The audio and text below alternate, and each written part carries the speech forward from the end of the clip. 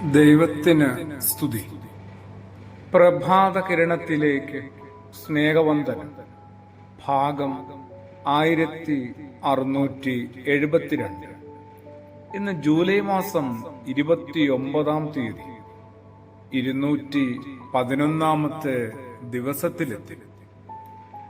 ക്രിസ്തുയേശുവിന്റെ ഏതാണ്ട് എല്ലാ പ്രത്യേകതകളും നമ്മൾ മനസ്സിലാക്കിയിട്ടുണ്ട്. പരസ്പരം ഉച്ചത്തിലും സ്വകാര്യതയിലും ആവർത്തിക്കുന്നുമുണ്ട്. എന്നാലും യേശുവിന്റെ ഏറ്റവും വലിയ പ്രത്യേകത എന്തായിരുന്നു? മറ്റുള്ളവരുടെ ആവശ്യങ്ങൾ അറിഞ്ഞ് പെരുമാറിയിരുന്നു എന്നതായിരുന്നു. യേശുവിന്റെ അത്ഭുതങ്ങളിലൊക്കെ നമ്മളും ഇന്നും അത്ഭുതപ്പെടുന്നുണ്ട്. യേശുവിന്റെ ശക്തിയില് അതിശയിക്കുന്നുണ്ട്. അറിവില്, പാണ്ഡിത്യത്തില് വിലമതിക്കുന്നവരുണ്ട്. ദൈവപുത്രനെന്നും മനുഷ്യപുത്രനെന്നും ഒക്കെ വിശേഷങ്ങളില് അവതരിപ്പിക്കുന്നുണ്ട്. എങ്കിലും അവരന്റെ ആവശ്യങ്ങൾ കുറച്ചുകൂടി അപ്പുറത്തേക്ക് പോയാൽ സഹജീവിയുടെ അത്യാവശ്യങ്ങൾ അറിഞ്ഞ് പെരുമാറുന്ന ക്രിസ്തുയേശുവിന്റെ ആ മഹനീയ സ്വഭാവ വിശേഷത്തെ അത്രമാത്രം ആരും ഉയർത്തിപ്പിടിച്ച് കാണുന്നില്ല, തിരിച്ചറിയുന്നില്ല എന്നതും ഒരു സത്യമാണ്.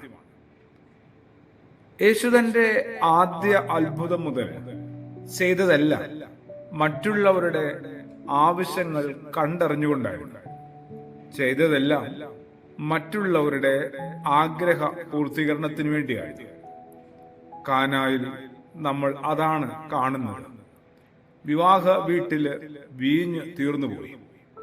അവിടുത്തെ വിഭവങ്ങൾ തീർന്നു പോയാൽ അതിനകത്തേക്ക് ഇടപെടേണ്ട ആവശ്യം കർത്താവിനില്ലായിരുന്നു.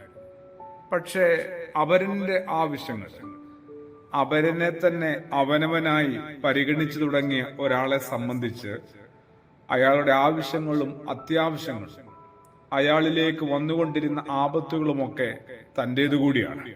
ഇടപെട്ടേ മതിയാവും. നമുക്ക് പറ്റുന്ന ഏറ്റവും വലിയ പരാജയം ഇവിടെയാണ്. ക്രിസ്തു അനുയായിയായും അനുഭാവിയായും ഒക്കെ നമ്മളിങ്ങനെ തകർത്ത് ജീവിക്കുമ്പോൾ അവരന്റെ ആവശ്യങ്ങൾ എന്താണെന്ന് അറിയുന്നേയില്ല, അറിയാൻ ശ്രമിക്കുന്നില്ല. പിന്നല്ലേ അതിനനുസരിച്ച് പ്രവർത്തിച്ചു തുടങ്ങുക.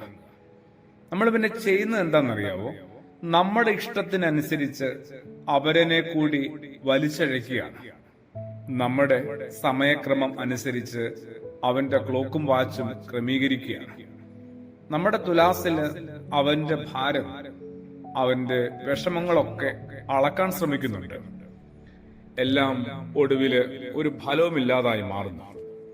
ക്രിസ്തുയേശുവിൽ ആയ ഓരോരുത്തരും ഒപ്പമുള്ള മനുഷ്യരുടെ ഏറ്റവും ചെറിയ സർക്കിളിനുള്ളിൽ ചേർന്ന് നിൽക്കുന്നവരുടെയെങ്കിലും ആവശ്യങ്ങളും അത്യാവശ്യങ്ങളും ആകുലതകളും നിലവിളിയും ഒക്കെ ഒന്ന് മനസ്സിലാക്കണം.